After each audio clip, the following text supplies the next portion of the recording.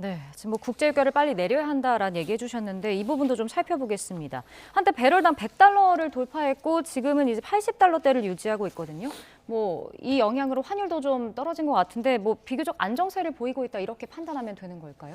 일단 이 이란 사태 나면서 가장 먼저 보는 사이트가 오피넷입니다. 네. 오피넷 하면 우리 근처에 있는 저가 주요소를 알려주는 곳이구나라고 생각을 하실 텐데 네네. 그 밑에 보시면 국제유가가 나와요. 지금 우리가 국제유가가 하루 만에 11%, 12% 떨어졌습니다라고 하는 국제유가는 선물 가격입니다. 근데 우리는 어디에서 싱가포르에서 중동산 현물을 사와요. 현물 어제 가격이 두바이유가 115달러입니다. 이게 내린 거예요. 115달러요? 115달러. 네. 현물로 우리가 사오는 거예요. 그러면 선물이라는 건 한 달 후 특정 날짜에 그 가격에 사겠습니다라고 이제 서로 상승 하락 베팅하는 거거든요. 매수 매도자 간. 그런데 지금 보면 국제유가 오늘 이제 새벽에는 4월 인더분 서부텍사스산 중진류 백두산 브렌트유가 80달러대로 내려왔다라고는 하지만 이거는 두 가지 때문이에요. 일단 트럼프 대통령이 지금 출구 전략 모색하는 것 같아요. 전쟁 마무리 국면이다. 여기에다가 G7 국가들 전략적 비축유가 있거든요. 여기에 한 12억 배럴 가량의 비축유가 있는데 가장 많이 갖고 있는 게 일본하고 미국이에요. 그러니까 지금 당장 쓸 건 아니다라고 선을 그으면서도 만에 하나 국제유가가 어제 선물 시장에서 119달러 찍었거든요. 그러니까 이제 그런 정말로 우리가 이제 이번 사태가 나면서 일부 글로벌 투자은행들이 우려했던 게 호르무즈 해협이 봉쇄되거나 장기화되면 120에서 130달러 간다 그랬는데 그 1차 가이드라인이 지금 굉장히 뚫릴 위험이 있기 때문에 그런 것에 대한 어떤 구두효가 아직 끝난 게 아니잖아요. 끝난 게 아니기 때문에 국제유가는 매일 변동폭이 좀 커질 수 있고요. 특히 지금 보면 83달러대였던 서부텍사스 중진류 가격이 지금 현재 4달러 넘게 오르고 있습니다. 87달러대예요. 선물은 24시간 거래됩니다. 거래되다 보니 이 뉴스가 반영이 되면서 지금 아마 오늘 국내 증시 보셨던 분들 아실 거예요. 야, 갑자기 2시 되니까 상승하던 게 팍 상승폭이 줄어요. 코스닥은 마이너스로 완전을 했어요. 여기에 가장 큰 뉴스가 앞서 YTN을 통해서 보도가 됐는데 버즈 두바이, 이 관광도시, 국제적인 도시가 이 드론 공격을 받았다라는 소식과 더불어서 여기에다가 미국의 지금 사모펀드 시장이 좀 이상해요. 여기도 지금 환매 요청으로 인해서 조금 주춤주춤하고 있는데 네. 그런 뉴스가 복합적으로 작용하면서 아마 지금 사실은 장마감 이후에 오라클이라는 회사가 어제 장마감 이후에 실적을 발표했는데 실적이 너무 좋아요. 3분기 실적도 좋고 올해 실적 전망도 상향 조정을 해서 주가가 시간외 거래에서 8에서 9% 올랐어요.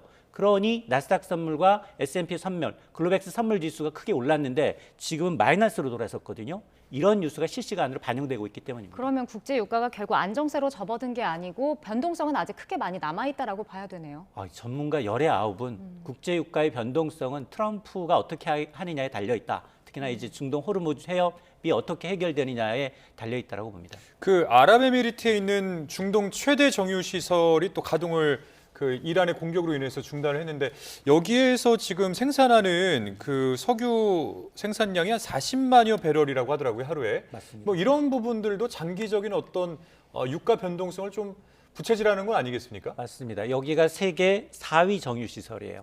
아랍에미리트에 있는 루아이스 산업단지라고 하는데 드론 공격으로 공장이 멈췄습니다.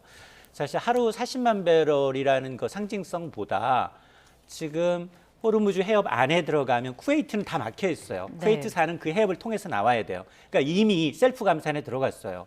더 생산을 하더라도 이미 저장할 수 있는 저장 공간이 포화 상태여서 불강력적으로 생산을 못하겠다라고 얘기한 상황이고 네. 여기에다 아랍에미레이트, 사우디까지 일부 공장을 지금 멈추고 있습니다. 그러다 보니 지금 살 사람은 많은데 사재기해야 될 국가는 많은데 이 중동산만 바라보고 있는 국가들이 전부 다 세자기하다 보니까 지금 현물 가격이 앞서 선물 가격보다 한 30~40% 높은 가격에 프리미엄을 얹어서 반영이 되고 있거든요. 이 얘기는 뭐냐?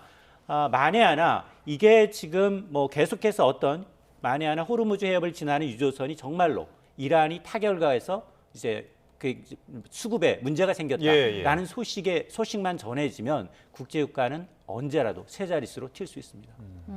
지금 뭐 이렇게 정유라든지 에너지 분야의 불확실성이 좀 큰 상황인데 트럼프 정부가 이스라엘의 이란 에너지 시설을 추가로 공격하지 말라고 요청을 했습니다. 네. 결국 이것도 유가 급등으로 이어지는 상황을 막기 위해서라고 봐야 될까요? 그렇습니다. 또 어떤 보도를 보시면 근데 사실 이거 미국과 같이 얘기를 다 된 건데 이스라엘이 공격했는데 미국은 뭐 처음에는 하라 그랬다가 입장이 곤란하니까 나중에는 이스라엘 쪽에다가 공격하지 마라라고 네. 조금 쓴소리를 했는데요. 가장 큰 이유는 뭐 자연 환경재해도 또 있고 그다음에 여기 보시면 뭐 트럼프 대통령이 혹시 이란과의 협상이 잘 돼서 이란 정유 시설이나 이란 원유와 같은 이런 사업을 또 하고 싶은 생각도 있나 봐요. 그래서 그런 부분에 있어서 이스라엘이 갑자기 정유 시설을 공격하면 나중에 사업하기도 힘들지 않습니까? 그래서 그런 부분 때문에 또 공격을 하지 말라고 얘기했다는 그런 보도도 있고 네. 또 하나는 이란 국민들이 민심을 놓치는 거죠. 사실 이란이라는 국가가 오랫동안 제재를 받아왔고 국가 수입의 가장 중요한 산업은 정유 산업인데 이것을 이스라엘이나 미국이 공격을 해서 타격을 준다면 트럼프 대통령으로서는 이 전쟁이 이란 국민들을 위한 전쟁이라고 얘기를 해왔는데 이 사람들의 어떤 가장 중요한 산업을 공격했기 때문에 이란 국민들에게 상당히 지탄을 받을 수 있기 때문에 그렇게 했다는 보도가 있습니다. 그러면 이제 이스라엘하고 미국이 공동으로 이 작전을 진행하고 있는 상황에서 네. 뭐 이스라엘이 그렇게 공격을 했다고 한다면은 이런 것을 굳이 언론에 알리지 않고 이제 서로 어떤 물밑에서 이제 뭐 하지 마라, 뭐 해라 이제 이렇게 할 수 있을 것 같은데 네. 언론에 공개한 이유도 어떻게 보면은 대외적으로 좀 안정성을 주기 위한 조치라고 볼 수 있겠죠. 그렇습니다. 그 초기에는 사실 이것은 이스라엘 단독으로 공격한 게 아닌가 이런 보도가 많았어요. 그래서 미국과 이스라엘 간의 어떤 불협화음이다. 같이 전쟁을 시작했지만 목표가 다르기 때문에 약간의 이견차를 보이는 것 아닌가라고 이제 그렇게 봤는데요. 최근의 보도를 보시면 사실 그렇지 않다. 이 정유시설 공격도 미국과 이스라엘이 잘 조율을 돼서 했던 공격이다. 이렇게 또 얘기가 나오고 있어요. 그렇기 때문에 이 부분은 사실 저희가 언론 보도 말고는 다르게 참고할 게 없습니다. 그래서 실제 두 국가 간에 어떻게 조율이 됐는지 아직까지는 알 수가 없는 그런 상황입니다. 예. 지금 뭐 트럼프 대통령 같은 경우는 11월에 중간 선거를 앞두고 있기 때문에 여기에 악영향 미칠 수 있는 부분에 생각 안 할 수 없을 것 같거든요.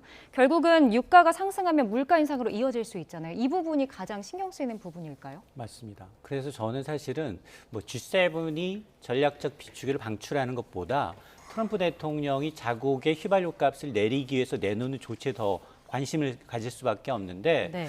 사실 전략적 비축유는 미국도 충분치는 않아요.